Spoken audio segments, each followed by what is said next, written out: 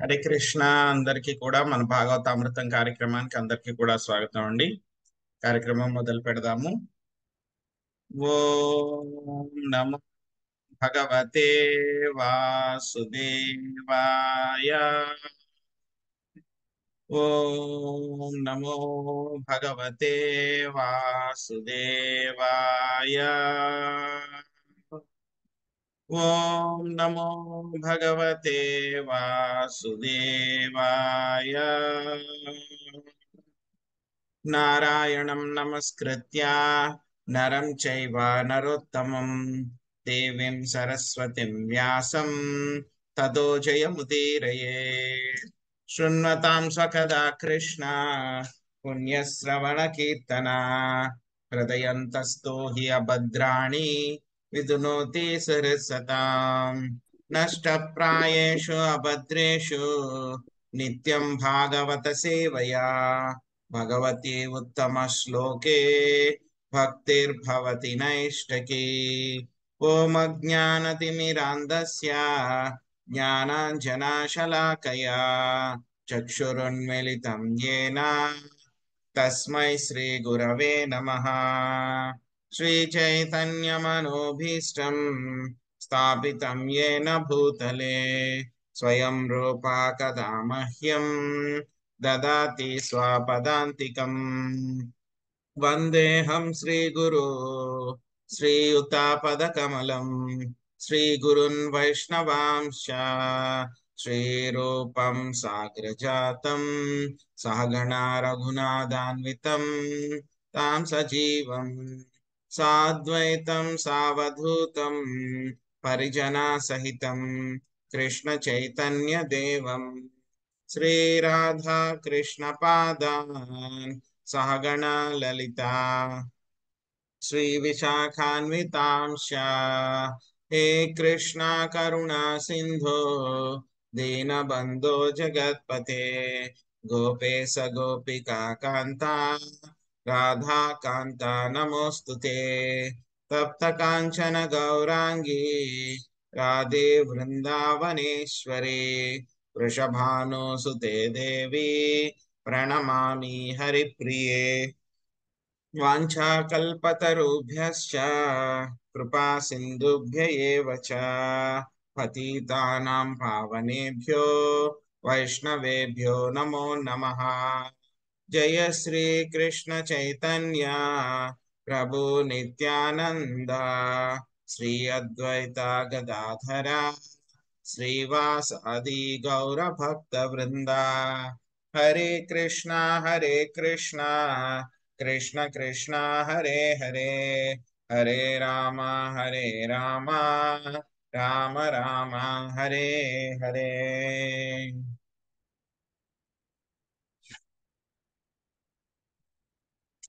హరే హరే కృష్ణ. కృష్ణ ప్రభుజీ దండవత్ ప్రణాం. హరే కృష్ణ దండవత్ ప్రణామాలు. హరే కృష్ణ ప్రభుజీ దండవత్ ప్రణాం. హరే కృష్ణ అందరికీ దండవత్ ప్రణామాలు. హరే కృష్ణ ప్రభుజీ ప్రణామాలు. హరే కృష్ణ. హరే కృష్ణ. ఈరోజు మనము శ్రీమద్ భాగవతము తృతీయ స్కందము 27వ అధ్యాయంలో ఈ యొక్క అధ్యాయం పేరు ప్రకృతి అవగాహనము అనేటువంటి ఒక అధ్యాయం పేరు. సో దయచేసి ఎవరు చదవాలనుకుంటున్నారో అందరూ కూడా హ్యాండ్ రైజ్ చేయండి. హరే కృష్ణ. హెడ్డింగ్ ఇంకోసారి చెప్పండి ప్రభుజీ. హరే కృష్ణ. ఏం మాతాజీ? అది అధ్యాయం పేరు ప్రభుజీ. ప్రకృతి అవగాహనము. ఇక అధ్యాయం పేరు ప్రకృతి అవగాహన. సో 1వ శ్లోకం. శ్రీ భగవానువాచ ప్రకృతిస్థోపి పురుషో నాజ్యతే ప్రాకృతైర్గుణై అవికారాద కర్తృత్వా నిర్గుణత్వాజ్జలార్కవాత్. కపిల భగవానుడు ఇంకను ఇట్లు కొనసాగించెను. జీవుడు ఆ విధముగా ప్రకృతి త్రిగుణములచే ప్రభావితుడు కానప్పుడు అవికారుడును కర్తృత్వరహితుడును అయినందున జలమునందు తన ప్రతిబింబమునకు సూర్యుడు పరుడై ఉన్నట్లుగా దేహమునందు నిలచినప్పటికీ గుణ ప్రభావమునకు అతీతుడుగా నుండును. లక్ష్మీదేవి మాతాజీ మీరు మొదటి పారాగ్రాఫ్ చదవండి. సునీత హరిబాబు మాతాజీ రెండో పారాగ్రాఫ్ చదవండి.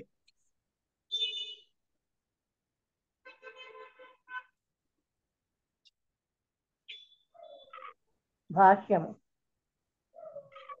కేవలము భక్తి యోగమును ఆరంభించడం ద్వారా మనుజుడు భగవద్విజ్ఞానమును ఎరుగుటకు కావలసిన వైరాగ్యమును జ్ఞానమును పడినని కపిల భగవానుడు గడిచిన అధ్యాయమున నిర్ధారించెను. అదే సిద్ధాంతము ఇచ్చట ధృవపరచబడినది. త్రిగుణముల నుండి వెలువడిన వాడు జలమందు ప్రతిబింబించిన సూర్యుని వలె ఉండను. సూర్యుడు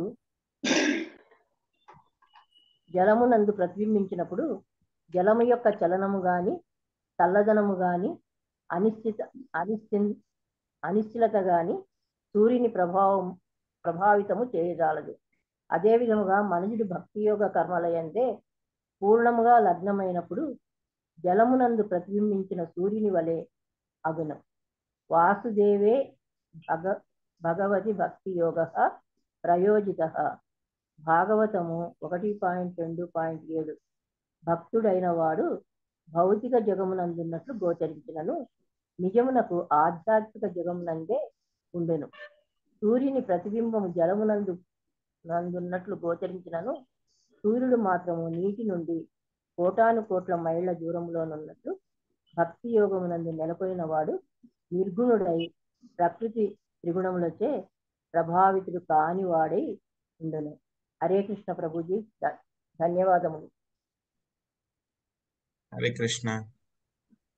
సునీత మాతాజీ ఉన్నారండి?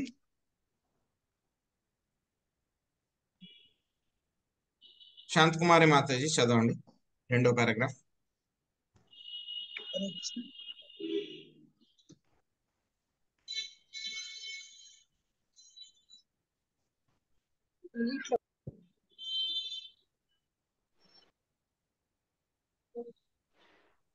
హరే కృష్ణ ప్రభుజీ, ధన్యవాదములు. అవికారణగా మార్పు రహితుడని భావం. ప్రతి జీవుడును భగవద్ంశయనయు తన శక్తిని ఆ దేవదేవుడితో దెబ్బకూర్చటి సహాయభూతమొకటి. అతని నిత్య స్థితి 8 భగవద్గీత రూపొందించినది. అది అతని మార్పు రహిత స్థితి. తన శక్తిని మరియు కర్మలను అతడు ఇంద్రియ భోగంలో వినియోగించినంతనే అతని స్థితి అందని మార్పు వికారమని పిలువబడింది. అదే విధముగా ప్రస్తుత భౌతిక దేహమునందు గురు నిర్దేశమును అతడు భక్తి యోగం నిర్వహించినప్పుడు మార్పు రహితమైన స్థితికి అరుదించను. అది అతని సహజ ధర్మమొకటి. ఎందులో శ్రీమద్ భాగవతమును తెలిపినట్లు స్వరూపమున తిరిగి నెలకొన్నదే శక్తి అని చెప్పినట్టు భావం. శ్రీకృష్ణ భగవాని భక్తియుత సేవయే భక్తి యోగన భక్త్వా జీవుని మూల స్థితి. మనుజుడు భౌతిక ఆకర్షణ నుండి విడిపడి పూర్ణముగా భక్తి యోగమును నెలకొంటే అపాకృత్యత అనగా ఇంద్రియ భోగముకై ఏదీను చేయకున్నటైన భావం. మనుషుడు దేనినైనా తన బాధ్యతపై నిర్వహించినప్పుడు కర్తృత్యభావమునకు ఏర్పడు. తాత్కారణ కర్మఫలము కలుగగలవు. కానీ అతడు ప్రతి కార్యమును కృష్ణుడి కొరకే నిర్వహించినప్పుడు కర్తృత్య భావము కలగదు. అవికారత్యము ద్వారా మరియు మనసు శీఘ్రమే దివ్యస్థితిని నెలకొనగలడు. సూర్యుని ప్రతిబింబము జలము చే ప్రభావితం కానట్లుగా అట్టి స్థితి ఎందు అతడు త్రిగుణములచే అంటబడకున్నాను. హరే కృష్ణ ప్రభుజీ, దండ ప్రమాణములు.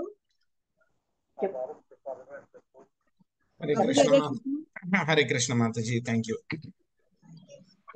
సో ఇంకా మనకి ఇంతకు ముందు అధ్యాయంలో మనకి తెలుసుకున్నటువంటి విషయాల నుంచి ఇంకా కంటిన్యూషన్ మనకి ఈ యొక్క అధ్యాయంలో చెప్తున్నారు అన్నమాట.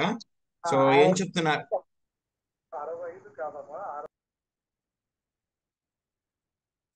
ఏం చెప్తున్నారంటే కనుక ఈ జీవుడు ప్రకృతి త్రిగుణాలతో ప్రభావితము కానప్పుడు ఎలా ఉంటాడంట? అవికారుడు, అకర్తృత్వుడు అయి ఉంటాడు అని చెప్పి దానికి ఒక ఉపమానంగా జలములోని సూర్యుని యొక్క ప్రతిబింబం తోటి పోల్చడం జరిగింది అన్నమాట. సో ఎప్పుడైతే కనుక జీవుడు ప్రకృతి త్రిగుణాలకి అతీతంగా ఉంటాడో, భక్తియుత సేవ చేస్తూ ఉంటాడో, అప్పుడు ఏమవుతుంది? ఈ భౌతిక ప్రపంచంలోనే ఉన్నా సరే ప్రకృతి త్రిగుణాల యొక్క ప్రభావం నుంచి బయటపడతాడనమాట. సో ఎలా ఉంటాడండి మరి అటువంటి స్థాయిలో అంటే గనక మనకు ఒక ఉపమానం ఇక్కడ చెప్తున్నారనమాట. సో ఒక్కొక్కసారి మనకి ఏదైనా సరే జలాశయాల్లో కానీ లేకపోతే కనుక నీళ్ల తొట్టెల్లో గాని మనం సూర్యుడి యొక్క ప్రతిబింబాన్ని చూస్తూ ఉంటాం. సూర్యుడు లేకపోతే చంద్రుడి యొక్క ప్రతిబింబాన్ని చూస్తూ ఉంటాం అన్నమాట. చూస్తున్నప్పుడు ఏమవుతుంది, ఒక్కొక్కసారి ఆ నీరు నిశ్చలంగా ఉన్నప్పుడు సూర్యుడు కదలనట్టు అనిపిస్తూ ఉంటుంది. సో ఒక్కొక్కసారి గాలి వీచినప్పుడు ఏమవుతుంది, ఆ ప్రతిబింబం ఏదైతే ఉందో, రిఫ్లెక్షన్ ఏదైతే ఉందో అది కూడా కదిలిపోతుంది, డిస్టర్బ్ అవుతుంది అన్నట్లు అనిపిస్తుంది అనమాట. సో సూర్యుడు వేడిగా ఉంటాడు కానీ అక్కడ నీళ్లు చూస్తే కనుక చల్లగా ఉంటాయి అన్నమాట. సో సూర్యుడి యొక్క ప్రతిబింబం మాత్రమే కనిపిస్తుంది, కానీ ఏంటంటే కనుక సూర్యుడు ఎక్కడో చాలా చాలా కోట్ల కిలోమీటర్ల దూరంలో ఆయన ఉన్నాడు అనమాట. కానీ యొక్క ప్రతిబింబం మాత్రమే ఇక్కడ కనిపిస్తూ ఉంది అనమాట. అదే విధంగా ఎవరైతే కనుక యొక్క భక్తి యోగంలో నెలకొని ఉంటారో వాళ్ళు ప్రకృతి త్రిగుణాలకి అతీతంగా అయినప్పుడు అనమాట. అవికార అంటే కనుక ఎవరు కూడా ఇంద్రియ భోగాలు ఏవైతే ఉన్నాయో వాటి కోసం ఆయన ప్రయత్నించకుండా ఉండేటువంటి స్థితి అన్నమాట. అకర్తృత్వ అంటే కనుక చేసే కర్మలన్నీ కూడా శ్రీకృష్ణుడి కోసం మాత్రమే చేయడం అన్నమాట. సో తన కోసం ఏ కర్మలు చేసుకోకుండా ఉండడం అకర్తృత్వాత్ అన్నమాట. సో ఈ రెండు స్థాయిల్లో ఉన్నప్పుడు ఏమవుతాడంటే కనుక జీవుడు ప్రకృతి త్రిగుణాల యొక్క ప్రభావం నుంచి పూర్తిగా విడివడిన వాడే, అంటని వాడే ఉంటాడనమాట. సో ఎలాగైతే కనుక సూర్యుడి యొక్క ప్రతిబింబము నీటిలో కనబడుతూ ఉన్నా సరే సూర్యుడికి ఏమీ అవ్వదు, సూర్యుడు ఎప్పుడు నిశ్చలంగానే ఉంటాడు, తన స్థితిలో తను ఉంటాడు అనమాట.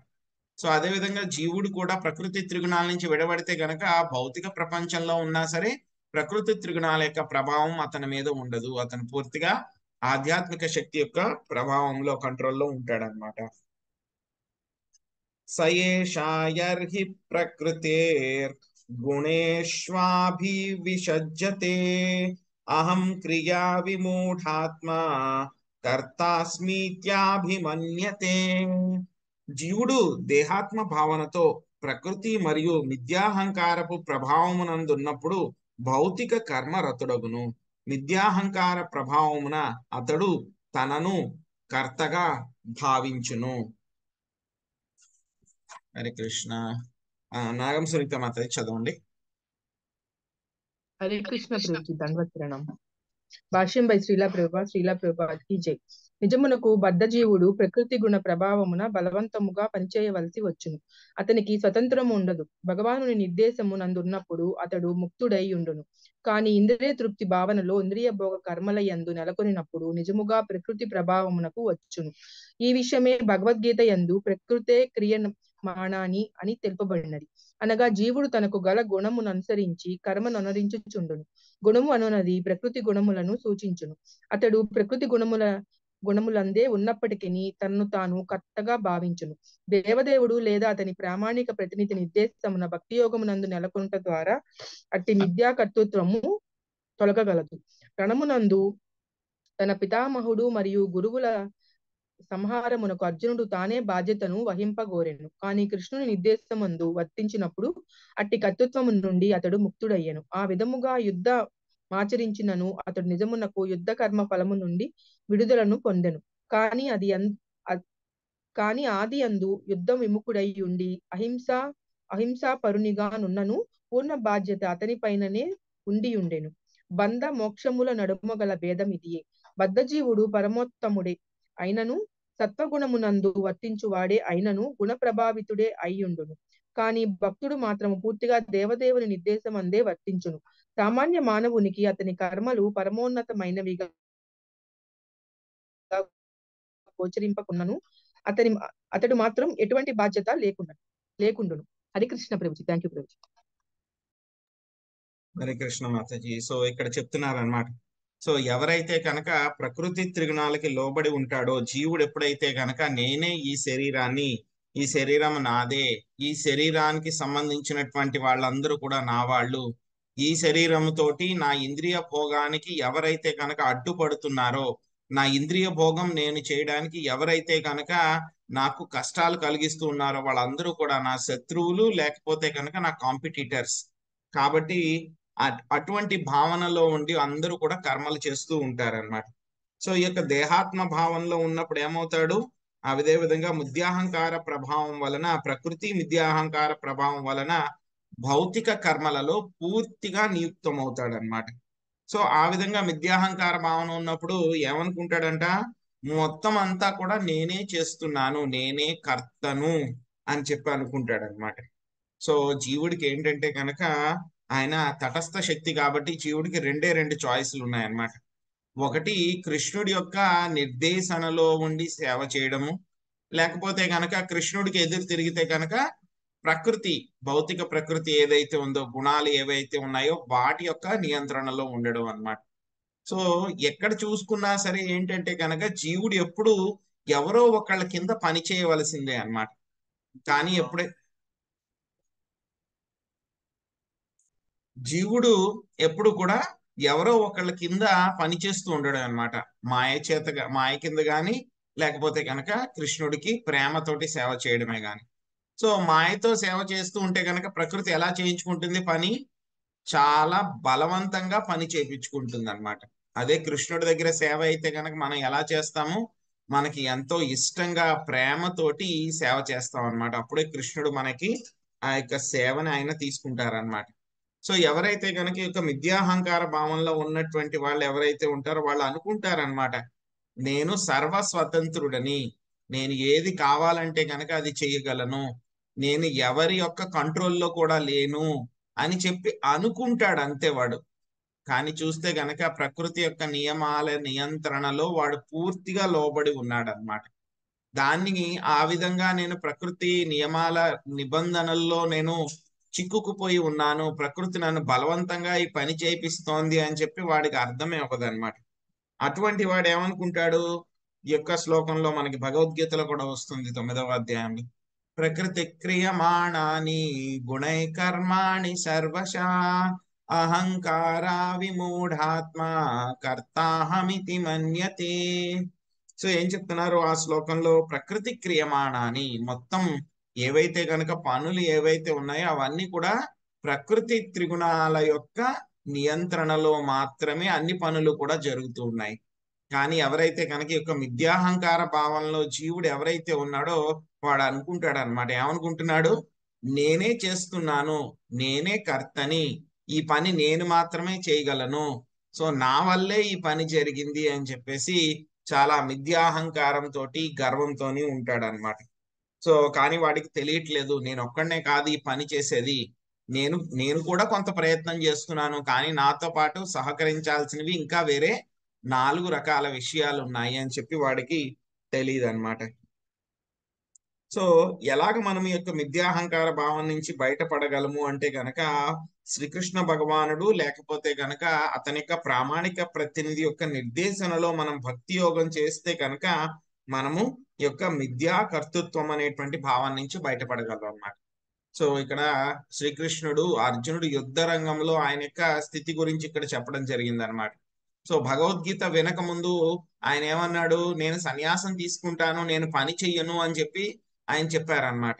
సో సన్యాసం తీసుకుని పని చెయ్యకపోయినా సరే ఆ ఫలితాల యొక్క ప్రభావం అతను అనుభవించాల్సి వచ్చేది అర్జునుడు. కానీ ఏమైంది? భగవద్గీత అంతా విన్న తర్వాత అదంతా కూడా కృష్ణుడి యొక్క సేవ కింద ఆయన స్వీకరించి నిమిత్త మాత్రం భవ సవ్యసాచి, నేను శ్రీకృష్ణ భగవానుడి చేతిలో ఒక పనిముట్టు మాత్రమే, ఆయన ఎలా వాడుకుంటే కనుక అలా వాడుకుంటాడనే భావనతో ఆయన మొత్తం యుద్ధం అంతా చేసిన, అంతమందిని సంహరించినా సరే కొంచెం కూడా ఆయనకి పాపం అనేటువంటిది అంటుకోలేదన్నమాట. సో ఇదే బంధము, అదే విధంగా మోక్షాల మధ్యలో ఉన్నటువంటి తేడా అన్నమాట. ఏ పనైనా సరే మన కోసం మనం చేసుకుంటే కనుక అది బంధకారకం అవుతుంది, ఏ పనైనా సరే కృష్ణుడి కోసం మన సేవ కింద చేస్తే కనుక అది మనకి మోక్షకారకము అవుతుంది అన్నమాట. సో జీవుడు సత్వగుణంలో ఉన్నా సరే వాడు ఇంకా ఈ యొక్క గుణాల యొక్క ప్రభావంలోనే ఉన్నట్టు అన్నమాట. కానీ ఎవరైతే భక్తుడు ఎవరైతే ఉంటాడో ఆ భక్తుడు గుణాలకి అతీతంగా ఉన్నట్టు అన్నమాట. తేన సంసార పదవి మవసోభ్యతే నివృత్త ప్రాసంగికై కర్మ దోషై సదసన్మిశ్రయోనిషు. కనుకనే బద్ధజీవుడు ప్రకృతి త్రిగుణముల సంపర్కము కారణమున ఉచ్చ నీచములనడి వివిధ జీవజాతుల యందు జన్మించుచుండును. భౌతిక కర్మల నుండి విడిపడనంత వరకు తన దోషకర్మల కారణమున అతడు తన స్థితిని అంగీకరింపవలసి వచ్చును. చంద్రమాతజీ చదవండి. హరే కృష్ణ ప్రభుజీ, ధన్యవాదాలు. శిల ప్రపాదుల వారి భాషను శిల ప్రపాదుల వారికి జై. ఇచ్చట కర్మ దోష అను పదమునకు దోషయుత కర్మల కారణంగా అని భావము. ఈ భౌతిక జగమునందు నిర్వహించేది మంచి చెడు ఏ కర్మ అయినను ఇది అన్వయించును. ప్రకృతి సంపర్కం వల్ల అవన్నీ కలుషితములే అయి ఉండను. వైద్యం కొరకై వైద్యశాలను ఏర్పాటు చేయట ద్వారాను లేదా భౌతిక విద్య కొరకై విద్యా సంస్థలను తెరచట ద్వారాను తాను గొప్ప దానం చేయుచున్నట్లు మూర్ఖుడగు బద్ధజీవుడు తలచవచ్చును. కానీ ఒక దేహం నుండి ఇంకొక దేహంకు నిరంతరం మార్చునుండేది కార్యం నుండి అట్టి కార్యం ఉపశమనం కలిగించనందున అది కూడా దోషయుత కర్మ అని అతడు ఎరుగుడు.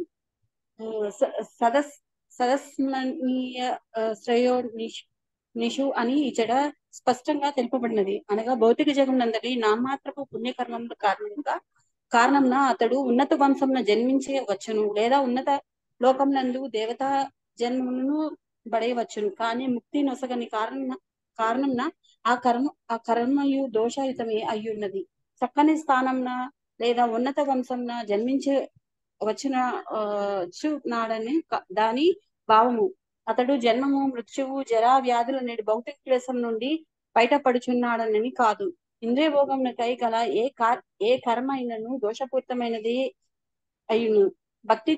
భక్తియుత సేవ కర్మచే దోషయుత కర్మల ఫలము నుండి తనకు విడుదలకు కలిగించననియు ప్రకృతి ప్రభావం గల బద్ధజీవుడు ఎరుగుజాలకుండను.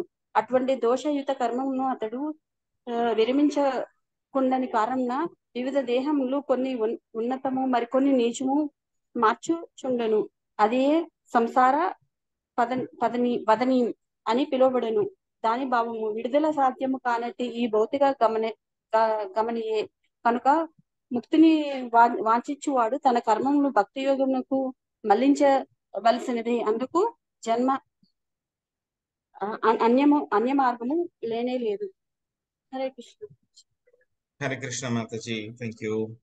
సో ఏం చేస్తున్నాడు జీవుడు? ఈ విధంగా ప్రకృతి త్రిగుణాలతోటి సంపర్కంలో ఉంటున్నాడు కాబట్టి ఆ యొక్క ప్రకృతి త్రిగుణాల సంపర్కంలో ఉన్నప్పుడు ఏం చేస్తున్నాడు? రకరకాల కర్మలు చేస్తూ ఉన్నాడు కాబట్టి సో ఉచ్చ నీచాలనేటువంటి రకరకాల జీవ జాతుల్లో జన్మ తీసుకుంటూ ఉన్నాడు అన్నమాట.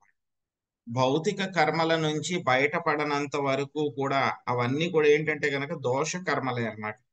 సో ఎందుకు వీటిలన్నిటిని కూడా దోష కర్మలు అంటున్నారు? దోష కర్మల కారణంగా వాడు యొక్క ఉచ్చ నీచ జీవజాతుల్లో వాడు జన్మ అనేటువంటిది తీసుకోవాల్సి వస్తుంది అనమాట. ఈ విషయాన్ని మనము చాలా సార్లు చెప్పుకున్నాం అనమాట. ఏ పని చేసినా సరే మంచి కర్మ, గుడ్ కర్మ, బ్యాడ్ కర్మ, మంచి పనులు చెడ్డ పనులు అనేటువంటివి ఉంటాయి. సో మనకి పెద్దవాళ్ళందరూ కూడా ఏం చెప్తారు? చెడ్డ పనులు చేయకూడదు, మంచి పనులు చేయాలి, అందరికి సాయం చేయాలి, దానాలు చేయాలి, కుదిరినంత వరకు కూడా అందరికీ కూడా సహాయపడాలి అని చెప్పి ఇవన్నీ కూడా చెప్తున్నారు అనమాట. ఇవంతా కూడా మనం వింటున్నాం చిన్నప్పటి నుంచి. కానీ ఏంటంటే కనుక ఇక్కడ ఒక క్యాచ్ ఉందన్నమాట. సో ఏంటి ఇక్కడ మనకి? సో ఏంటంటే కనుక మనకి మంచి కర్మలు కొంతమంది అనుకుంటూ ఉంటారు అనమాట. సో నేను మంచి పనులు చేస్తున్నాను, ఏదో హాస్పిటల్ కట్టించాను, అందరికీ కూడా వైద్యం అందించాను, లేకపోతే కనుక స్కూల్ కట్టించాను, అందరికీ కూడా విద్య అందించాను, లేకపోతే కనుక అనాథాశ్రమాలకి నేను భోజనం పెట్టించాను అని చెప్పి అందరూ కూడా అనుకుంటున్నారు అనమాట.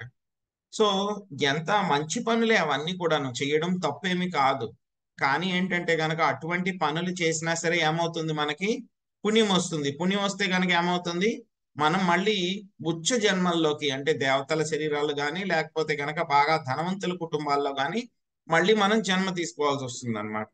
సో మళ్ళీ మనల్ని యొక్క జన్మ సంసార బంధం నుంచి విడుదల కలిగేలా చెయ్యట్లేదు కాబట్టి ఏ రకమైనటువంటి కర్మలైనా సరే, భౌతిక కర్మలు ఏవైతే ఉన్నాయో అవన్నీ కూడా ఏం చెప్తున్నారు? దోషయుత కర్మలే అని చెప్పి చెప్తున్నారు అన్నమాట. మనం చేసేటువంటి ఏ కర్మలైతే కనుక మనల్ని యొక్క భౌతిక ప్రపంచం నుంచి విడుదల కలిగించి శ్రీకృష్ణ భగవానుడి యొక్క సాన్నిధ్యానికి తీసుకుని వెళ్తాయో అవే దోషాలు లేనటువంటి కర్మలు అన్నమాట.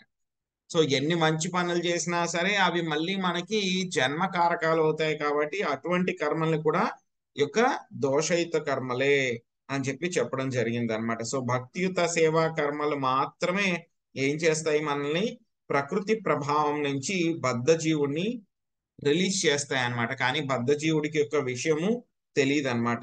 సో అందుచేత వాడు ఏం చేస్తూ ఉంటాడు, ఒక్కొక్కసారి మంచి శరీరాలు పొందుతూ ఉంటాడు, ఒక్కొక్కసారి ఏమో చెడ్డ శరీరాలు పొందుతూ ఉంటాడు. దీన్నే సంసార పదవి అని చెప్పి చెప్తారనమాట.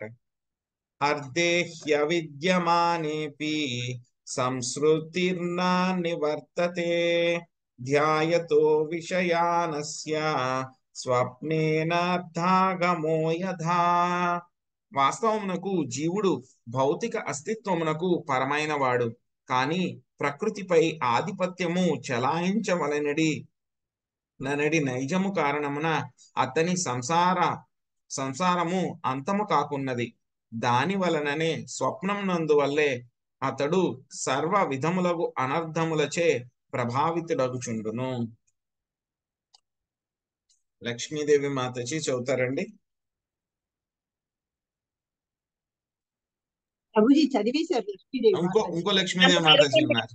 ఇద్దరు చదువుతున్నాను ప్రభుజీ. మా లక్ష్మీ మాతజీ, ఇద్దరు లక్ష్మీదేవులు ఉన్నారు మన group. Thank you Prabhuji. Hare Krishna. Hare Krishna. భాష్యము ప్రభుపాదుల వారికి జై.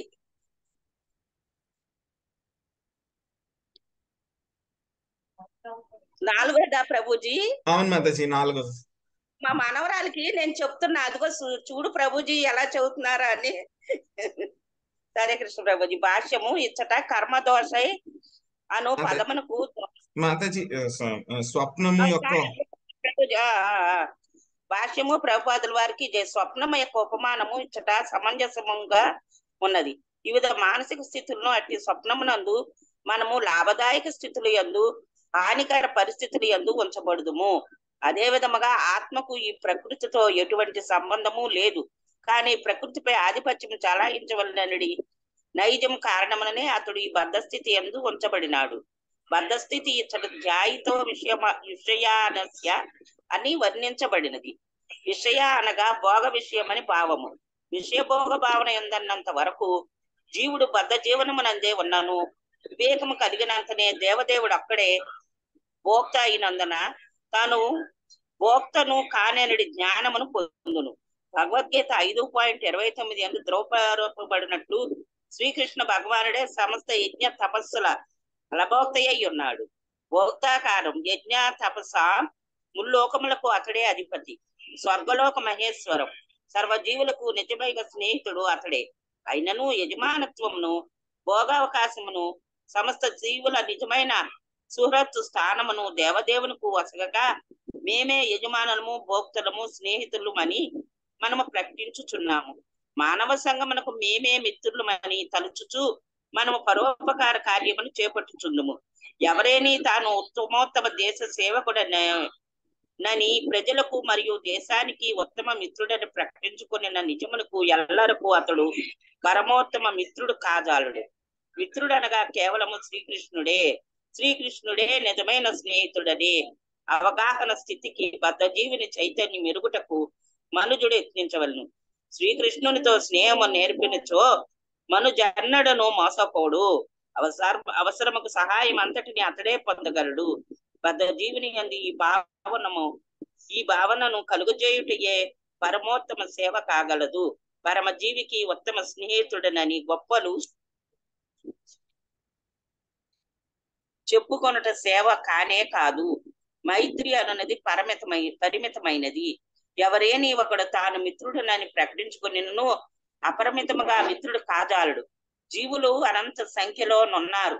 మన వనరులు సాధనములు పరిమితముగా నున్నవి కనుక జనసామాన్యమునకు మనం ఏ విధమైన నిజలాభము కోర్చలేము. తత్కారణ శ్రీకృష్ణ భగవానుడే పరమ భోక్త, దివ్య యజమాని, పరమ మిత్రుడని తెలుసుకున్నట్లుగా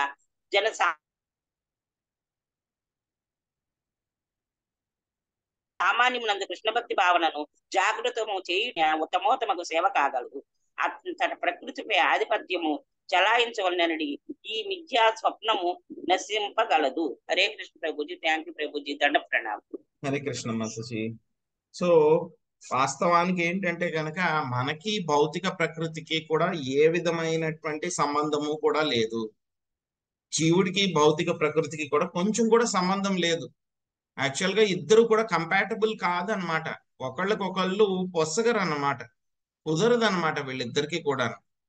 కానీ ఏమవుతుంది, జీవుడు ఏంటంటే కనుక బద్ధ జీవుడు ఎప్పుడైతే భౌతిక ప్రపంచంలోకి వచ్చాడో వెంటనే యొక్క మాయా ప్రభావం వలన ఏమవుతుంది, ఆ జీవుడు వెంటనే నేను ఈ ప్రకృతి పైన ఆధిపత్యాన్ని చెలాయించాలి అనేటువంటి ఒక భావన వాడికి కలుగుతుంది అనమాట. ఎప్పుడైతే గనక ప్రకృతి ఆధిపత్యాన్ని చెలాయించడానికి ప్రయత్నిస్తాడో వెంటనే ప్రకృతితోటి డీల్ చేస్తాడు. సో ఏమవుతుంది, ఆ ప్రకృతితో డీల్ చేయడం మొదలు పెట్టాడు. ఒక్కసారి టచ్ చేశాడంటే కనుక ఇంకా డీల్ చేస్తూనే ఉంటాడు అనమాట. ఒకదాని తర్వాత ఒకటి, ఎలాగ ఎంజాయ్ చేయాలి, నేను ఎలా ఎంజాయ్ చేయాలి, ఎలాగ నేను భోక్తని ఇంకా ఇంకా ఎలా ఎంజాయ్ చేయాలి, దీని విషయాన్ని ఏం చెప్పారు, ధ్యాయతో విషయానస్య అని చెప్పారు. విషయ అంటే కనుక భోగ్య విశేషాలు అన్నమాట. కానీ జీవుడి యొక్క నిజమైన స్థితి, భగవంతుడి యొక్క నిజమైన స్థితి ఏమిటి అంటే కనుక మనకి భగవద్గీతలో 5వ అధ్యాయము 29వ శ్లోకంలో చెప్పారనమాట. భోక్తారం యజ్ఞ తపసాం సర్వలోక మహేశ్వరం సుహృదం సర్వభూతానాం జ్ఞాత్వా మాం శాంతి మృచ్చతే. భోక్తారం యజ్ఞ తపసాం, మొత్తం జరిగేటువంటి యజ్ఞాలు ఏవైతే ఉన్నాయో, తపస్సులు ఏవైతే ఉన్నాయో వాటికి అన్నింటికీ కూడా ఎంజాయర్, నిజమైనటువంటి ఆనందించేటువంటి వాడు భోక్త ఎవరు అంటే కనుక శ్రీకృష్ణ భగవానుడు. తర్వాత మొత్తం అన్ని లోకాలకి, మనం ఉన్నటువంటి భూలోకమే కాదు, మొత్తం పైన ఉన్నటువంటి లోకాలు 14 లోకాలు, అనంతమైనటువంటి విశ్వాలు, భౌతిక ఆధ్యాత్మిక ప్రపంచాలు అన్నింటికీ కూడా యజమాని ఎవరు, సర్వలోక మహేశ్వరం ఎవరు, శ్రీకృష్ణ భగవానుడు. సో తర్వాత మళ్ళీ సుహృదం సర్వభూతానాం, మొత్తం జీవులందరూ ఎవరైతే ఉన్నారో వాళ్ళందరికీ కూడా నిజమైనటువంటి స్నేహితుడు అన్నమాట. చాలాసార్లు కూడా చూస్తూ ఉంటాం అన్నమాట, భౌతిక ప్రపంచంలో మనము స్నేహము స్నేహము అని చెప్పి వెంట పడుతూ ఉంటాం అన్నమాట. సో చాలా సార్లు చాలా మంది మనకి చాలా సన్నిహిత స్నేహితుల కింద ప్రాణ స్నేహితుల కింద ఉంటారన్నమాట. కానీ తెలీదు, ఎప్పుడు వాళ్ళకి అవకాశం దొరుకుతుందో చూసుకుని వాళ్ళు మనల్ని మోసం చేసేస్తారు. ఎలా మోసం చేస్తారు అనేది కూడా మనకు అర్థం అవుతుంది అనమాట. ఎందుకంటే కనుక నా స్నేహితుడే కదా అని చెప్పి మొత్తం అంతా కూడా మనం వాళ్ళకి ఓపెన్ గా ఉంటాము, అన్ని చెప్తాం. కానీ వాళ్ళు ఎప్పుడు మోసం చేస్తారో తెలియదు మనకి. భౌతిక ప్రపంచంలో ఈ విధంగా ఉంటుంది. కానీ శ్రీకృష్ణ భగవానుని కనుక మనము స్నేహితుడి కింద స్వీకరిస్తే కనుక ఆయన దగ్గర మోసపోవడము అనేటువంటి ప్రశ్నే ఉండదు. భౌతిక పరమైనటువంటి మిత్రులు ఎవరైతే ఉన్నారో వాళ్ళకి లిమిట్స్ ఉంటాయి. ఎప్పుడైనా మనకి ఏమైనా సాయం చేయాలనుకోండి, ఏమైనా అవసరం వచ్చింది, కష్టం వచ్చిందంటే కనుక వాళ్ళకి కూడా కొంచెం లిమిట్స్ ఉంటాయి. ఏదో కొంచెం చిన్న చిన్న సాయాలంటే చేయగలరు, పెద్ద పెద్దవి అంటే కనుక ఎవరో చేయలేరు. కానీ శ్రీకృష్ణ భగవానుడు ఎంతైనా సరే ఆయన సహాయపడగలడు. సో ఏమవుతుంది, ఇంకా భౌతిక పరమైనటువంటి మిత్రులు అయితే కనుక ఒక్కొక్కసారి విడిపోవాల్సి వస్తుంది. మనం వేరే ఊరికి వెళ్ళిపోవడము, అతను వేరే ఊరికి వెళ్ళిపోవడము, లేకపోతే ఇద్దరి మధ్యలో గొడవలు రావడము, మూడో వాళ్ళు వచ్చి సమ్ ప్రాబ్లమ్స్ క్రియేట్ చేయడము, మనకి మనస్పర్ధలు రావడము, ఏదో విధంగా స్నేహితుడు అనేటువంటి వాడు దూరంగా వెళ్ళిపోతాడు రకరకాల కారణాల వల్ల. ఏ కారణమైనా అవ్వచ్చు. కానీ ఎవరైతే కృష్ణుడిని స్నేహితుడి కింద చేసుకుంటారో ఎక్కడికి వెళ్ళినా సరే కృష్ణుడు మనతో పాటే వస్తాడు. ఈ ఊర్లోనే కాదు, ఏ ఊర్లో ఉన్నా, ఏ దేశంలో ఉన్నా, ఎక్కడికి వెళ్ళినా సరే కృష్ణుడు ఎప్పుడు మనతో పాటే ఉంటారు. సో మనకి ఎప్పుడు స్నేహితుడి కిందే ఉంటారు. కృష్ణుడి చేతిలో మోసపోవడం అనేటువంటిదే ఉండదు. మిగతా స్నేహితులు అయితే గనక వాళ్ళ శరీరాన్ని విధులు పెట్టి వెళ్ళిపోతే గనక వాళ్ళు మనకి దూరం అయిపోతారు. కానీ కృష్ణుడు ఎప్పుడు కూడా మనకి దూరం అవ్వడము అనేటువంటి ప్రశ్నే లేదు. సో కాబట్టి మనం ఏం చేయాలి, కృష్ణుణ్ణే నా యొక్క నిజమైనటువంటి స్నేహితుడు. భోక్తారం యజ్ఞ తపసాం సర్వలోక మహేశ్వరం సుహృదం సర్వభూతానాం. సో ఈ విధంగా కృష్ణుడి గురించి తెలుసుకొని కృష్ణుడే నా స్నేహితుడు అని చెప్పి ఎవరైతే కనుక అనుకుంటారో వాళ్ళకి ఎటువంటి భయము కూడా ఉండదు. ఎప్పుడు కూడా కృష్ణుడు వాళ్ళకి వెంటనే ఉంటాడు. ఏ విధమైనటువంటి మోసపోవడం అనేటువంటిది కూడా ఉండదు అనమాట. సో మనం ఇప్పుడే సేవల గురించి చెప్పుకున్నాం, వేరే వాళ్ళకి సేవ చేయడం గురించి. ఒక రకంగా చెప్పాలి అని అంటే కనుక వీళ్ళందరూ కూడా నేను సేవ చేస్తాను, సమాజానికి సేవ చేస్తాను, అందరినీ ఉద్ధరిస్తాను అని చెప్పి ఎవరైతే కనుక ప్రయత్నిస్తూ ఉన్నారో వాళ్ళు ఒక రకంగా శ్రీకృష్ణ భగవానుడితోటి వాళ్ళకి అసూయ ఉంది వాళ్ళకి. ఎందుకంటే కనుక వాళ్ళందరూ కూడా శ్రీకృష్ణ భగవానుడితోటి వాళ్ళు కంపీట్ చేస్తున్నారు, పోటీ పడుతున్నారు. ఆ కృష్ణుడైనా అందరినీ చూసుకోగలిగేది, నేను కూడా చూస్తాను, అని చెప్పేసి వాళ్ళు కృష్ణుడితోటి పోటీ పడుతున్నారు అనమాట. సో కానీ ఎవరి దగ్గరైనా సరే ఎంతవరకు ఉంటాయండి వాళ్ళకు ఉండేటువంటి వనరులు? ఎంత డబ్బున్న వాళ్ళు అయినా సరే 100 మందిని పోషించగలరు, మహా అయితే 1000 మందిని పోషించగలరు, 10,000 మందిని పోషించగలరు. మొత్తం ప్రపంచంలో ఉన్నటువంటి వాళ్ళందరినీ కూడా పోషించడం అనేటువంటిది ఎవరి వల్ల కూడా కాదనమాట, కేవలం శ్రీకృష్ణ భగవానుడు తప్పితే. సో కాబట్టి నిజమైనటువంటి స్నేహము అనేటువంటిది ఎవరితో చేయాలి? చేస్తే గనక శ్రీకృష్ణ భగవానుడితో చేయాలి. ఆయనే పరమ భోక్త, దివ్య యజమాని, పరమ మిత్రుడు. కాబట్టి ఆయనతోటి కనుక మనము కృష్ణ సంబంధంగా ఆయనకి తోటి మిత్రత్వాన్ని గాని ఏ సంబంధాన్ని పెట్టుకున్నా సరే అది పర్మనెంట్ సంబంధము అవుతుంది మనకి. సో ఎవరైతే కనుక బద్ధజీవులు, మన సేవ గురించి చెప్పుకున్నాం, వాళ్ళకి ఏదో భోజనం పెట్టడము, ఒక రోజు వాళ్ళకి బట్టలు ఇవ్వడము, నీడ కలిగించడము, విద్య చెప్పడము, వైద్యం చేయడము, ఇవన్నీ కూడా సేవలు. ఓకే, అవన్నీ కూడా భౌతిక పరమైనటువంటి సేవలు. సో అన్నిటికంటే కూడా పరమ ఉత్కృష్టమైనటువంటి సేవ ఏంటి అంటే కనుక ఇక భౌతిక ప్రపంచంలో కష్టాలు అనుభవిస్తున్నటువంటి జీవుణ్ణి శ్రీకృష్ణ భగవానుడి యొక్క పాద పద్మాల దగ్గరికి తీసుకుని రావడము అన్నిటికంటే కూడా చాలా ఉత్తమమైనటువంటి సేవ. సో అప్పుడు ఏమవుతుంది, ఆ విధంగా ఉత్తమ సేవ చేస్తే కనుక ప్రకృతి పైన నేను ఆధిపత్యం చెలాయించాలనేటువంటి ఆ యొక్క ఫాల్స్ డ్రీమ్ అన్నమాట, మిథ్యా స్వప్నం ఏదైతే ఉందో అది అప్పుడు నాశనం అవుతుంది అనమాట. లేకపోతే ఏముంది, మన అందరం కూడా డ్రీమ్ లోనే ఉంటూ ఉన్నాం అన్నమాట. అత ఏవాసనైశ్చిత్తం ప్రసక్తామసతం మసతాంపధి భక్తి యోగేన తీవ్రేణ విరక్త్యాచ నయే నయేద్వసం. ప్రస్తుతము భక్తి భౌతిక భోగము పట్ల అనురక్తమై ఉన్న మలిన చిత్తమును వైరాగ్యయుక్తముగా తీవ్రమగు భక్తి యోగమున నిలుపుట ప్రతి బద్ధ జీవుని కర్తవ్యము. ఆ విధముగా అతని మనస్సు చిత్తము పూర్ణముగా అదుపులోనికి రాగలవు. శ్రీదేవి మాతాజీ మీరు మొదటి పారాగ్రాఫ్ చదవండి. శశికళ మాతాజీ మీరు 2, 3 పారాగ్రాఫ్లు చదవండి. అలాగే హరే కృష్ణ. హరే కృష్ణ ప్రభుజీ, దండవత్ ప్రణామాలు. భాష్యం. మోక్ష విధానము ఈ శ్లోకమునందు చక్కగా వివరింపబడినది. తననే భోక్తగను, యజమానిగను లేదా సర్వజీవుల మిత్రునిగను తలుచుటయే జీవుడు ప్రకృతిచే బంధితుడగుటకు గల కారణము. ఈ మిథ్యాపూర్వకమగు ఆలోచన భౌతిక భోగవాంఛ యొక్క ఫలము. ఎవరేని తనని తాను దేశ ప్రజలకు, సంగమునకు లేదా మానవాళికి ఉత్తమ మిత్రుడని తలచుచు పలు విధములగు జాతీయ, పరోపకార, సర్వభూత హితత్వ కర్మల యందు నెలకొనుట ఇంద్రియ భోగంపై చిత్తమును కేంద్రీకరించుటయే గాని అన్యము కాదు. అట్టి నామమాత్ర జాతీయ నాయకుడు లేదా మానవతావాది ప్రతి ఒక్కరిని సేవించబోడు. అతడు సేవించుచున్నది కేవలము తన ఇంద్రియములనే.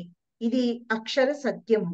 కాని ప్రకృతి ప్రభావమున భ్రమితుడైన కారణమున బద్ధజీవుడు ఈ విషయమును అవగతము చేసుకొనజాలడు. కనుకనే ప్రతి ఒక్కరూ గంభీరముగా భక్తి యోగమును నెలకొనవలసినని ఈ శ్లోకమున ఉపదేశించబడినది.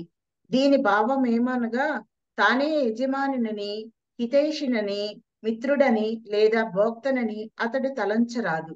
దేవదేవుడగు శ్రీకృష్ణుడే నిజమైన భోక్త అనడి విషయమును అతడు సర్వదా ఎరిగి ఉండవలెను. అదే భక్తి యోగపు మూల సిద్ధాంతము. శ్రీకృష్ణుడే యజమాని, భోక్త, మిత్రుడు అనడి 3 సిద్ధాంతముల ఎడ అతడు దృఢ విశ్వాసమును కలిగి ఉండవలెను. వీటిని తానెరుగుటయే కాక ఇతరులకు విశ్వాసము కలిగించుటకు యత్నించి కృష్ణ భక్తిని ప్రచారము కావింపవలెను. హరే కృష్ణ ప్రభుజీ, ధన్యవాదాలు. హరే కృష్ణ హరే మాతాజీ. కృష్ణ ప్రభుజీ. మనుజుడు అటువంటి గంభీరమగు భక్తియుత సేవ యందు నెలకొనినంతనే ప్రకృతిపై విద్య ఆధిపత్యపు నైజము సహజంగానే అదృశ్యం కాగలదు. అదే వైరాగ్యమని పిలువబడు. నామమాత్ర భౌతిక ఆధిపత్యం నందు రమించుటకు బదులు మనుజుడు కృష్ణ భక్తి రసభావన యందు నెలకొనినచో అది చిత్త నియంత్రణ కాగలదు. యోగ విధానమునందు ఇంద్రియ నిగ్రహము అత్యంత అవసరం. యోగేంద్రియ సంయమ ఇంద్రియములు సర్వదా క్రియాశీలములై ఉండును కనుక వాటిని భక్తి యోగం నందే నెలకొల్పవలెను. వాటి కర్మలను ఎవ్వడూ ఆపలేడు. ఎవరేని ఇంద్రియ కర్మలను కృత్రిమంగా నిరోధింప కోరినచో అతని యత్నము విఫలమే కాగలదు. యోగ విధానం ద్వారా ఇంద్రియ నిగ్రహమునకై యత్నించిన గొప్ప యోగియగు విశ్వామిత్రుడు సైతము మేనక సౌందర్యమునకు బలి అయ్యను. అటువంటి సంఘటనలు ఎన్నియో కలవు. మనస్సు మరియు చేతనము భక్తి యోగమునందు పూర్ణముగా లగ్నము కానంత వరకు మనస్సు ఇంద్రియ కోరికలు నిండుటకు ఎల్లప్పుడూ అవకాశం ఉన్నది. ఈ శ్లోకమునందు తెలుపబడిన ఒక ప్రత్యేక విషయము అతి ప్రధానమైనది. అది ఏ ప్రసక్తమసతాం అది అన్నది మనస్సు ఎల్లప్పుడూ అసత్ తాత్కాలికమగు భౌతిక అస్తిత్వము చేతని ఆకర్షితమగుచుండను. ప్రకృతితో అనంతకాలం నుండి సాంగత్యము కలిగి ఉన్నందున తాత్కాలికమగు భౌతిక ప్రకృతి ఎడా అనురక్తమగుటకే మనం అలవాటు పడి ఉన్నాం. కానీ వాస్తవమునకు మనస్సును శ్రీకృష్ణ భగవాన్ని పాదపద్మముల చెంతనే లగ్నము కావింపలేను. సవై మన కృష్ణ పదార విందయో, అది ఫుల్గా చదువుతాను ప్రభుజీ శ్లోకం. సవై మన కృష్ణ పదార విందయో వచాంసి వైకుంఠ గుణాను వర్ణనే కరో హరే మందిర మార్జనాదిషు శృతించకారాచ్యుత సత్కదోదయే ముకుందలింగాయ దర్శనే దృశో తత్కృత్య గాత్ర స్పర్శేంగ సంగమం ప్రాణంచ తత్పాద సరోజ సౌరభే శ్రీమత్తులస్య రసనం తదర్పితే పాదౌ హరే క్షేత్ర పదానుసర్పణే శిరో ఋషికేశ పదాభివందనే కామంచ దాస్యేన తు కామకామ్యయా యదోత్తమ శ్లోక జనాశ్రయారతి. మనుజుడు తన మనస్సును శ్రీకృష్ణ పాదపద్మముల చెంత నిలుపవలేను. అంతటా ప్రతిదీయు చక్కగా ఒసగగూడగలదు. ఈ విధముగా భక్తి యోగపు గంభీరత్వమును ఈ శ్లోకమునందు నొక్కి చెప్పబడినది. హరే కృష్ణ ప్రభుజీ, ధన్యవాదాలు.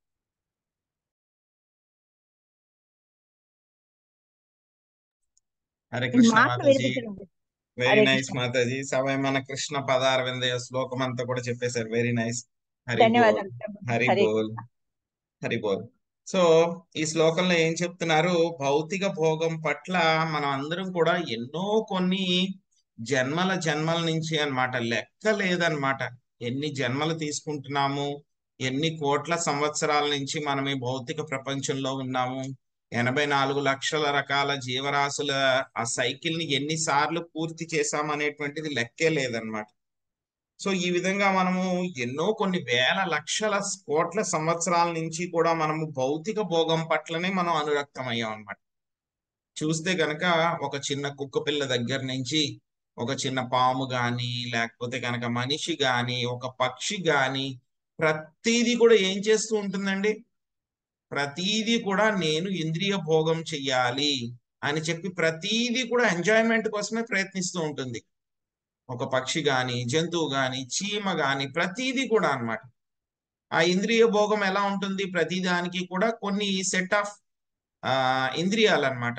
ఒక్కొక్క శరీరానికి ఒక్కొక్క ఇంద్రియం ఇస్తారనమాట. అవి ఏం చేస్తూ ఉంటాయి? ఆ ఇంద్రియ భోగం చెయ్యాలి అని చెప్పి ప్రయత్నిస్తూనే ఉంటాయి అన్నమాట. అవి జీవుడు ఎప్పుడు కూడా ఆ సెట్ మారిపోతూ ఉంటుంది శరీరాన్ని బట్టి.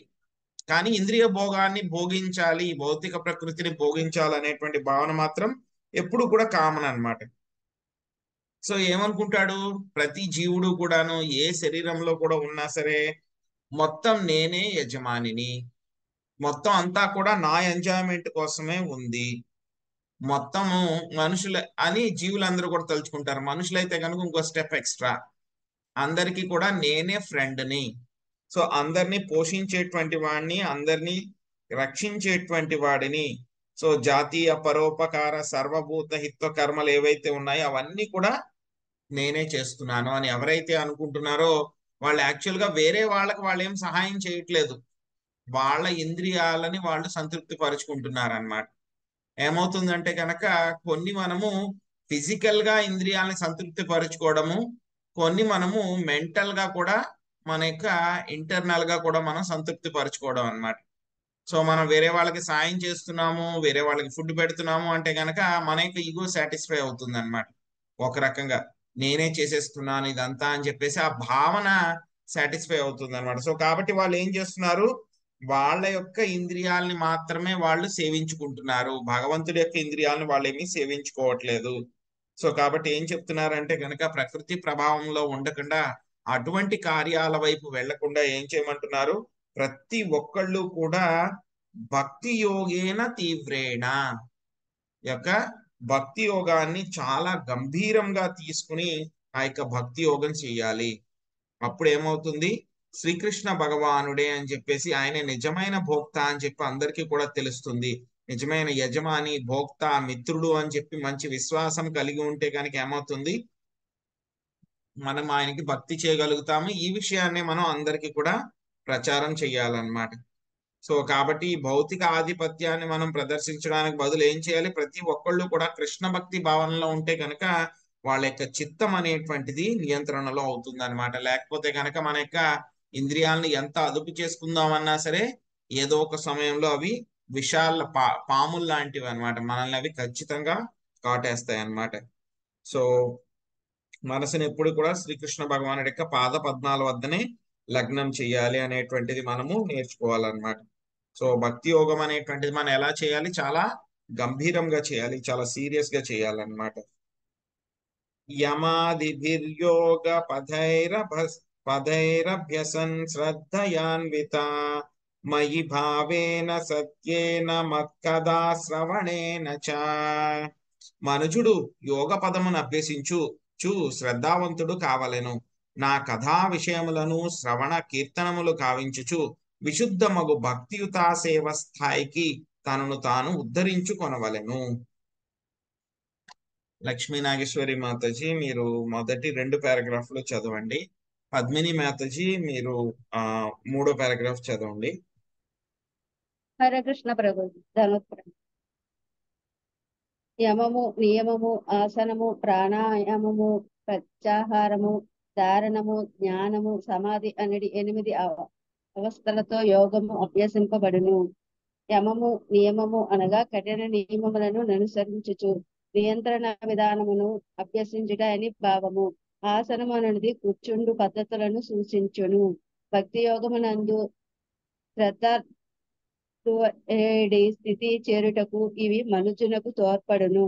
యోగాభ్యాసము దేహ కసరత్తుకై నిర్వహించుట చర్మ భాగ్యం గమ్యము కానే కాదు, మనసును కేంద్రీకరించి నిగ్రహించుట మరియు భక్తి యోగమునందు శ్రద్ధాపూర్వకంగా నెలకొని ఉండుటకు అభ్యాసమునందుటే దాని నిజమైన ప్రయోజనము.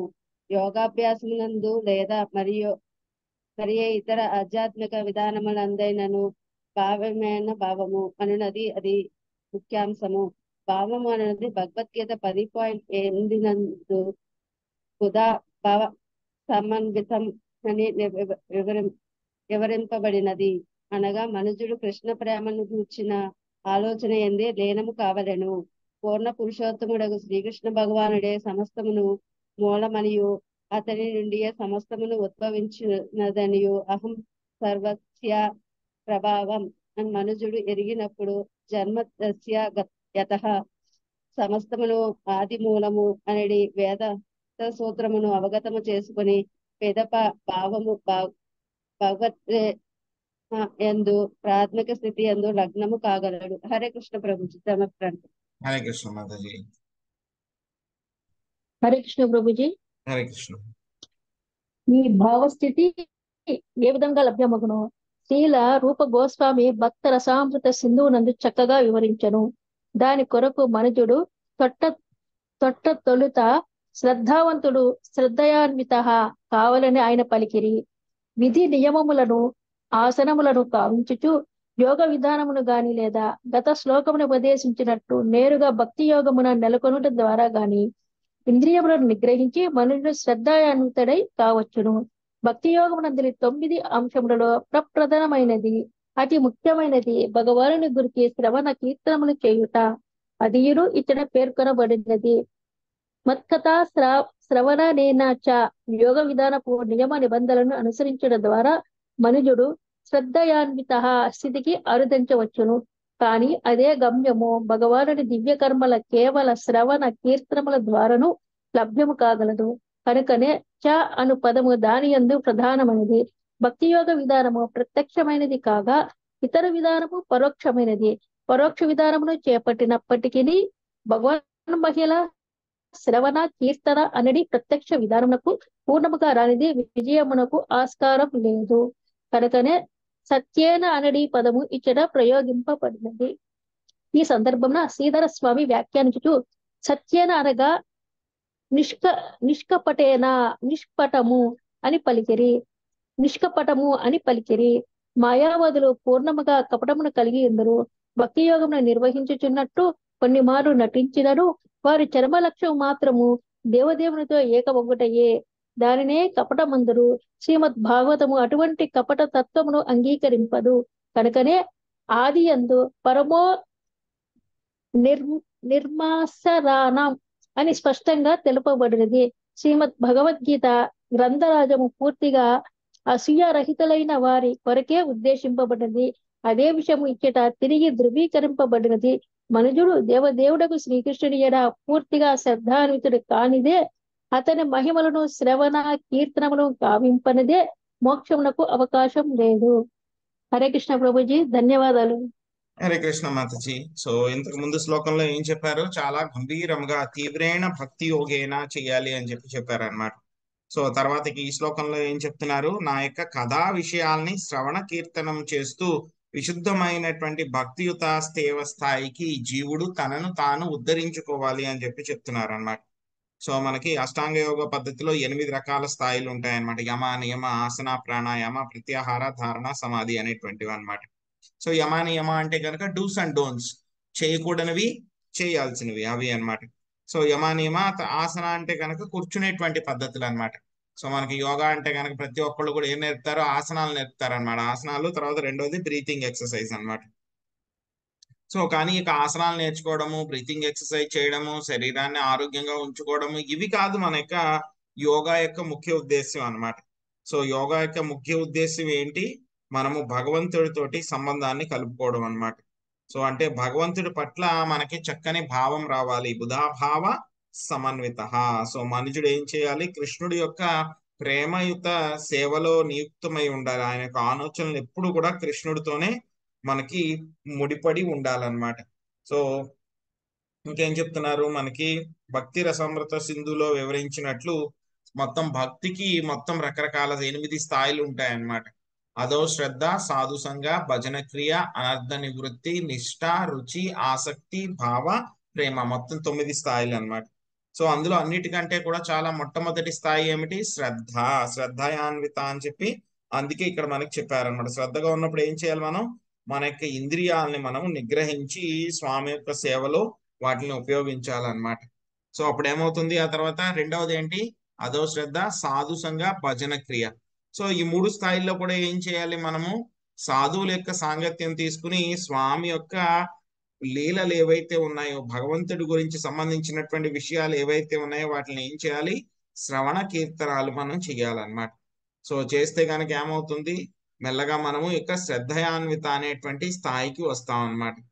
సో ఈ విధంగా మనము ఎటువంటి కపటాలు లేకుండా కూడా చేస్తే కనుక, మాయావాదులు ఎప్పుడు కూడా వాళ్ళ కపటంతో ఉంటారన్నమాట వాళ్ళు.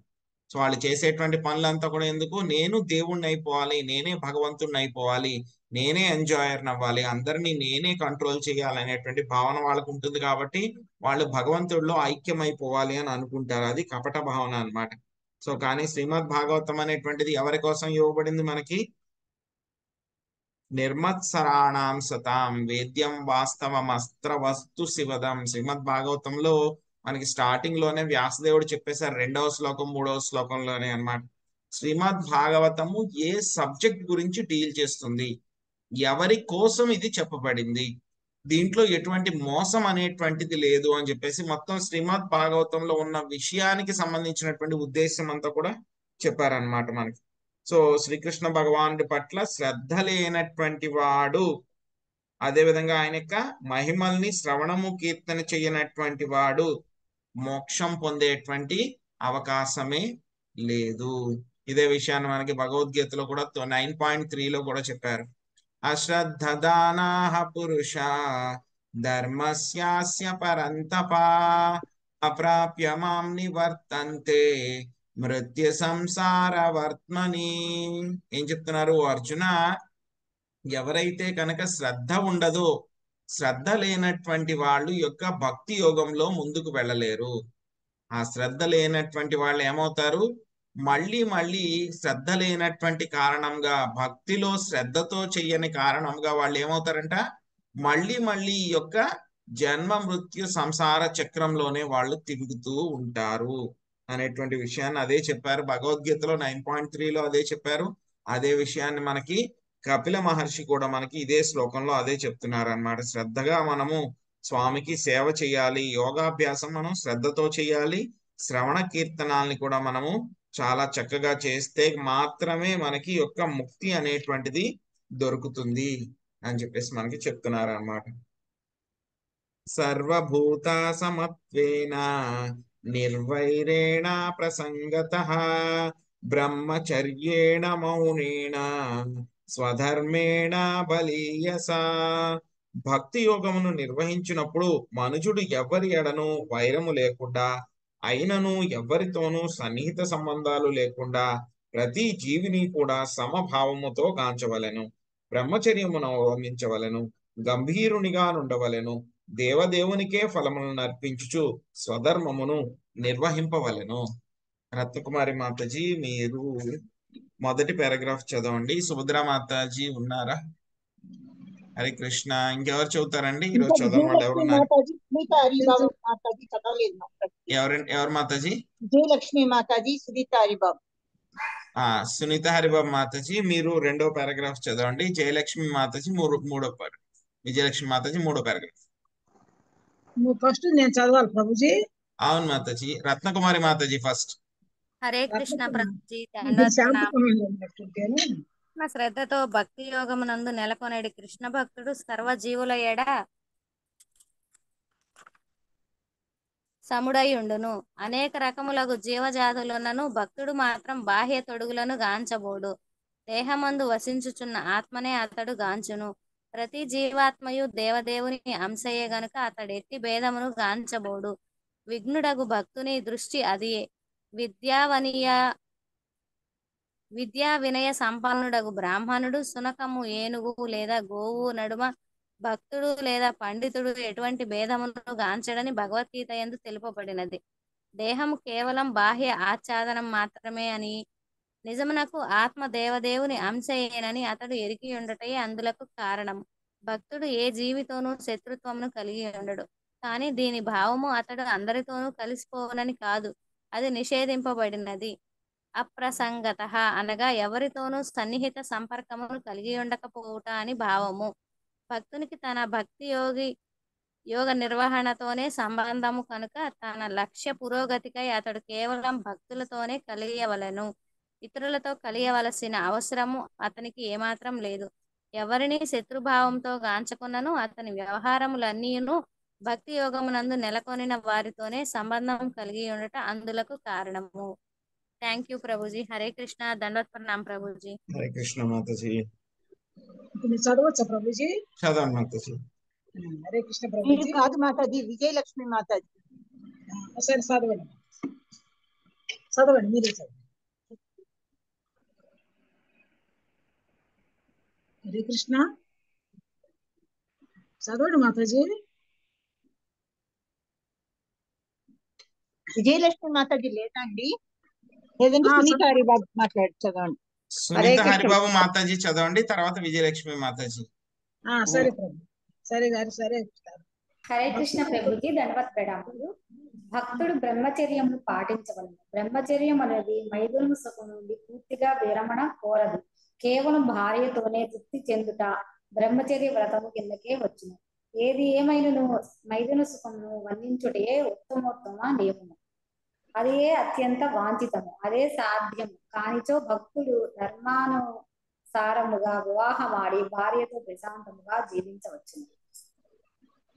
హరే కృష్ణ ప్రభుజీ. హరే కృష్ణ. విజయలక్ష్మి మాత చదవండి. హరే కృష్ణ ప్రభు. భక్తుడైన వాడు అనవసరముగా మాట్లాడరాదు. గంభీరుడైన వానికి ప్రగల్భములకు సమయమే ఉండదు. అతడు ఎల్లప్పుడూ కృష్ణ భక్తి భావనలో తలమునకలై ఉండును. అతడెప్పుడు మాట్లాడినను కృష్ణుని గూర్చే మాట్లాడును. మౌనమును దాని భావము మనుజుడు మాట్లాడకూడదని కాదు, అతడు అప్రసంగము చేయరాదనియే దాని భావము. కృష్ణుని గూర్చి పలుకుటయందు అతడు అమితోత్సాహమును కలిగి ఉండవలెను. ఇచ్చట వర్ణింపబడిన మరి ఒక ముఖ్యాంశము స్వధర్మము అనున్నది. శ్రీకృష్ణ భగవాను నిత్య సేవకునిగా వర్తించుట లేదా కృష్ణ భక్తి భావనలో పనిచేయుట అని దాని భావము. ఇక బలీయస అనగా సమస్త కర్మల ఫలములను దేవదేవునికి అర్పించుట. భక్తుడెన్నడును తన ఇంద్రియ భోగార్థము పనిచేయుడు. తానేది అర్జించినను భుజించినను వనరించినను భక్తుడు దానినంతటినీ శ్రీకృష్ణ భగవాని ప్రీత్యర్థమే అర్పణము కావించును. హరే కృష్ణ ప్రభు. ధన్యవాదం. హరే కృష్ణ. సో ఇంకా భక్తి యోగంలో నిర్వహించే వాళ్ళు ఏ విధంగా ఉండాలనేటువంటిది చాలా మంచి మంచి విషయాలన్నీ కూడా చెప్తున్నారు అనమాట. ఏం చెప్తున్నారు? ఈ భక్తి యోగంలో నిర్వహించేవాడు ఏం చేస్తూ ఉంటాడంట? ఎవరి పట్ల కూడా శత్రుత్వాన్ని పెంచుకోడంట. సో అలాగని చెప్పేసి ఎవరితోనూ కూడా క్లోజ్ రిలేషన్షిప్స్ ఉంచుకోడు. ఎలా ఉంటాడు? సమముగా ఉంటారు. అంటే కనుక ఎవరు కూడా క్లోజ్ ఫ్రెండ్స్ కాదు, ఎవరు కూడా ఆయనకి ఎనిమీస్ అనమాట, శత్రువులు కూడా కాదనమాట. సో ఎవరు శత్రువులు కాదు, ఎవరు క్లోజ్ ఫ్రెండ్స్ కాదనమాట. సో బయట వాళ్ళు ఎవరైనా ఉంటారో వాళ్ళందరినీ శత్రువుల కింద చూడరు అనమాట. కానీ ఆయన ఏం చేస్తాడు? భక్తి యోగ కార్యక్రమాలు నిర్వహించడం కోసం, భక్తి యోగంలో ఉండడం కోసము, భక్తి యోగంలో ఇంకా బాగా ముందుకు వెళ్ళడం కోసం అనేటువంటి అప్పుడు ఆయన ఏం చేస్తూ ఉంటాడు? భక్తులతోటి బాగా సాంగత్యం చేస్తూ ఉంటాడు, భక్తులతోటి కలుస్తూ ఉంటాడు అనమాట. సో మిగతా భౌతిక పరమైనటువంటి వాళ్ళు ఎవరైతే ఉన్నారో వాళ్ళందరితోనూ కూడా ఎక్కువ కలవడు. అలాగని చెప్పి వాళ్ళతో శత్రుత్వం ఉండదు, కానీ ఎక్కువగా కలవడు అనమాట. కానీ భక్తులతో మాత్రమే ఎప్పుడు కలుస్తూ ఉంటాడు. భక్తులతోనే అన్ని రకాలైనటువంటి ఆ యొక్క సంబంధాలన్నీ కూడా పెట్టుకుని ఉంటాడు అనమాట అతను. సో అందరినీ కూడా ఎలా చూస్తారు అంటే గనక భగవద్గీతలో కూడా మనకి ఈ శ్లోకం వస్తుంది. విద్యా వినయ సంపన్నే బ్రాహ్మణే కవిహస్తిని సునీచైవ స్వపాకే చ పండితా సమదర్శినః.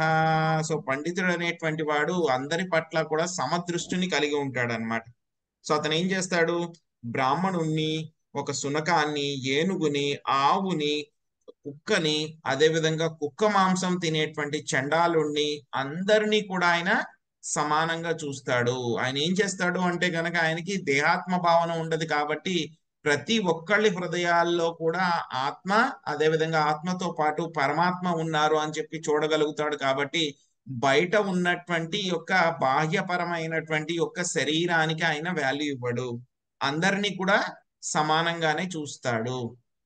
అందరినీ కూడా సమానంగానే చూస్తాడు కదా అని చెప్పేసి పులి దగ్గరికి వెళ్ళి దాని పక్కన కూర్చుని నువ్వు నా ఫ్రెండ్, నేను నీ ఫ్రెండ్ అవుతానని చెప్పని అన్నాడు అనమాట. సో అందరూ సమానంగా ఉన్నారు కదా అని చెప్పేసి. సో ఎవరికి ఇవ్వాల్సినటువంటి అందరూ సమానంగానే ఉన్నారు, అందరూ జీవులే. కానీ ఎవరితోటి ఏ విధంగా డీల్ చేయాలనేటువంటిది ఆ పండితుడికి బాగా తెలుస్తుంది అనమాట. సో ఆ విధంగా ఎవరితోనూ కూడా చాలా క్లోజ్ రిలేషన్ పెట్టుకోరు.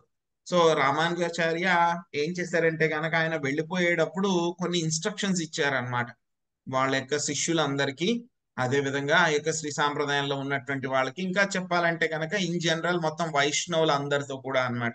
సో ఆయనకు ఉపమానం కూడా చెప్తారనమాట. మీరు చనిపోయేలాగా ఉన్నారు, చనిపోయేలాగా ఉన్నప్పుడు మీ ప్రాణాలని కాపాడుకోవాలి అని అంటే కనుక మాయావాదుల యొక్క సాంగత్యం తీసుకోవాల్సి వస్తుంది మీకు.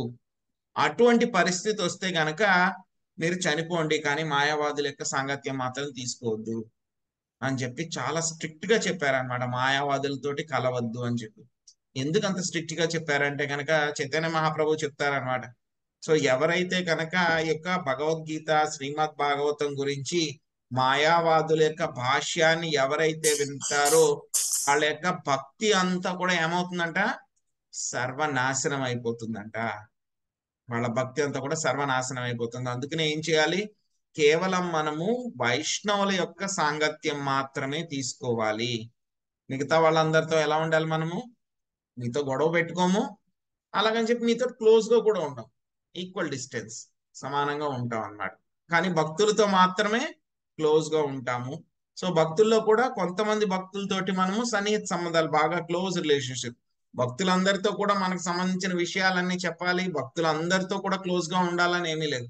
కొంతమంది భక్తులతోటి బాగా క్లోజ్ గా ఉండి మనకి ఏదైతే కనుక మనసులో అనిపిస్తుందో అవన్నీ కూడా వాళ్ళకి చెప్పడము, తెలుసుకోవడము, కొంతమందితోటి కాన్ఫిడెన్షియల్ గా మనకి ఎవరి మీద అయితే నమ్మకం కుదురుతుందో వాళ్ళ మాత్రమే మనం ఆ విధంగా ఉండాలి. మిగతా భక్తులతోటి మామూలుగానే ఉండవచ్చు అన్నమాట. సో అది మన యొక్క చాయిస్ అన్నమాట. కానీ ఎవరైతే భౌతిక పరమైనటువంటి వాళ్ళు ఎవరైతే ఉంటారో వాళ్ళతో మాత్రం డిస్టెన్స్ మెయింటైన్ చేయాలి, ఎక్కువగా వాళ్ళతోటి కలవకూడదు. కలిస్తే ఏమవుతాము, మనం కూడా మళ్ళీ భౌతిక పరమైనటువంటి కార్యక్రమాల్లో పడిపోతాం అన్నమాట. సో అందుకని ఈ విషయాన్ని ఇక్కడ మనకి చెప్పడం జరిగింది అన్నమాట.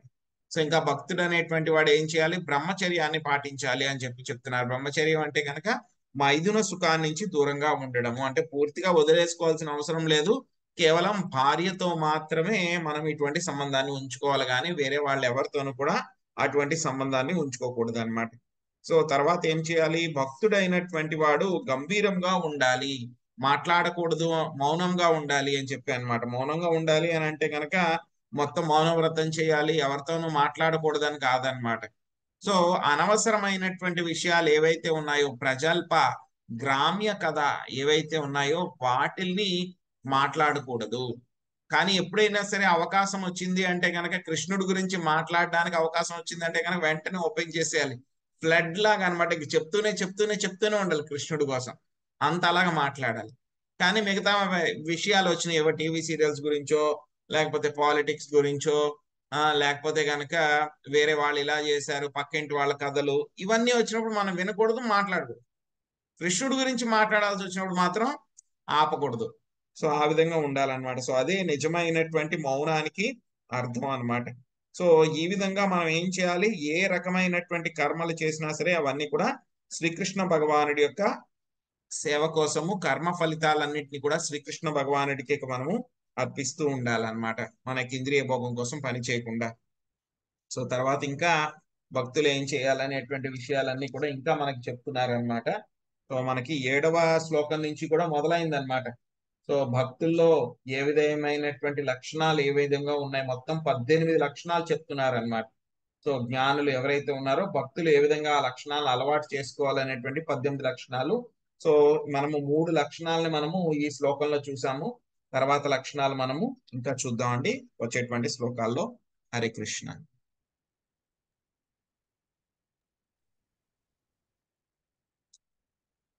హరే కృష్ణ ప్రభుజీ, ధన్యవాదాలు. హరే కృష్ణ ప్రభుజీ, హరే కృష్ణ. వాంఛా కల్పతరుభ్యశ్చ కృపా సింధుభ్యేవ చ పతితానాం పావనేభ్యో వైష్ణవేభ్యో నమో నమః. అనంత కోటి వైష్ణవ వృందకి, శ్రీల ప్రభుపాదికి, నితాయ్ గౌర ప్రేమానందే.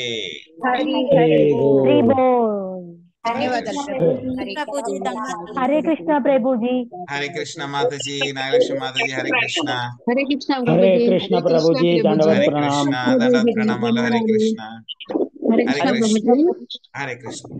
ప్రభుజీ సాధు సంఘ, భజన సంఘ తర్వాత ఇంకేటి ఏం చెప్పారు ప్రభుజీ?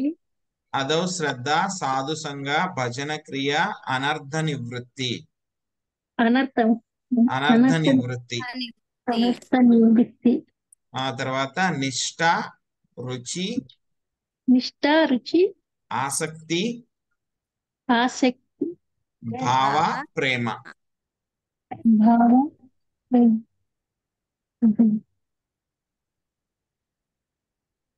అంటే ఇవి కలిగి ఉండాలని ప్రభుజీ.